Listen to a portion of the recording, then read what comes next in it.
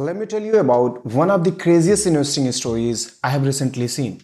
A hedge fund heavily focused on AI reportedly went from controlling around $45 billion in asset to less than $10 billion in just a matter of few weeks. And the interesting part is the person running the fund was clearly very smart. The fund had exactly made extraordinary returns before everything started falling apart. So what exactly went wrong? It really came down to three things: too much borrowed money, too much money concentrated in one idea, and almost no room for things to go wrong. So let me explain. The returns looked amazing, but there was a catch. The fund was called situational awareness, and the entire idea behind the fund was basically built around AI. AI companies, semiconductors, data center, AI infrastructure. And for some time, this worked extremely well. According to the source, the fund reported returns of more than 400% during 1 year. And now, when you hear 400%, your first thought might be, how did they do that? A big part of the answer was leverage. And leverage simply means borrowing money to invest. So let's say you have $100. Instead of investing only $100, you borrow another $400. Now you are controlling $500 worth of investment. If those investments go up by 10%, you make $50. You only started with $100 of your own money. So that 10% move just became 50% return for you. It works exactly the same way when the stocks goes down. If that 500 investments falls by 10%, you lose $50. So half of your original money is gone. If it falls $20, potentially your entire $100 is gone. That is why leverage can make someone look brilliant when markets are going up. But when the market turns the other way, things can go really ugly. So everything was connected with AI. So the second problem was portfolio itself. The fund owned different companies, but many of them were concentrated to the same basic idea: AI, semiconductors, memory chips, data centers.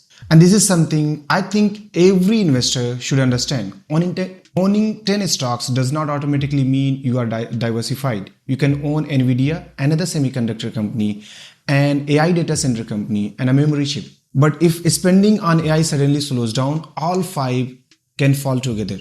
And that is exactly the problem with concentrating too heavily in one theme. So when AI related stock started falling, many of funds' positions were getting hit at the same time. Now combine that with all the borrowed money. That is when the real problem started. So that leads to the point of margin call. When these stocks started falling, the banks that had lent money to the fund reportedly wanted more collateral. So in simple words, they basically said, your investment have fallen too much. Put more money or start selling. This is called a margin call. And this is where leverage completely changed the game. So imagine I own a stock without borrowing any money. The stock falls 30%. If I still believe the company is strong, I can hold it. Nobody is forcing me to sell. But if I borrowed a lot of money to buy that stock, I may not have that choice. The lender can force me to reduce the position. That appears to be what happened here. The fund needed cash, so it had to sell. But we are not talking about selling a few $1,000s worth of stock. We are talking about billions of dollars. So when you are trying to sell millions of dollars worth of stocks very quickly, there may not be enough buyers. So what happens? You start selling, the prices falls. Because the price falls, the lender wants even more collateral. So you sell more, the price falls again. And suddenly you have a cycle that becomes very difficult to stop.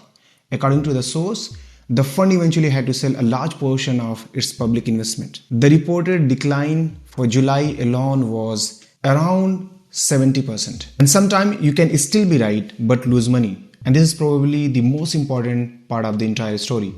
The fund could still be right about AI. AI may continue to grow for another next 10 or 20 years. Nvidia may keep selling chips. Companies may continue spending billions on data centers. The entire AI industry may become much larger. But none of that matters here.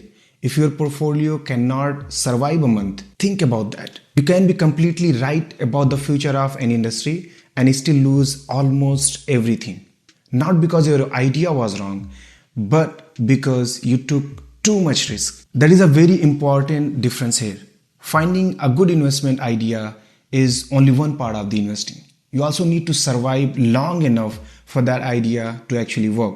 And that leads us to the lessons for long-term investors. So for me, these are three simplest lessons from this story. Number one, be extremely careful with borrowed money. So for most long-term investors, you simply do not need leverage to build wealth. Number two, do not put everything in one idea. AI may become one of the biggest investment opportunities of this generation. That does not mean your entire portfolio needs to depend on AI. If anything goes wrong with AI, then something like that could happen to you. And number three, always leave yourself room to be wrong. Because at some point, you will be wrong. Every investor will. That means controlling how much money you put into one stock, controlling your investment across different types of businesses, keeping enough cash for your needs, and making sure a normal market decline does not force you to sell. Because sometimes the biggest investing mistakes is not choosing the wrong stocks. It is taking so much risk that even a temporary decline can destroy your portfolio. So you do not need to make 400% in a year. You need a strategy that allows you to stay invested for next 10, 20 or 30 years. Because that is where long-term investing really starts to work.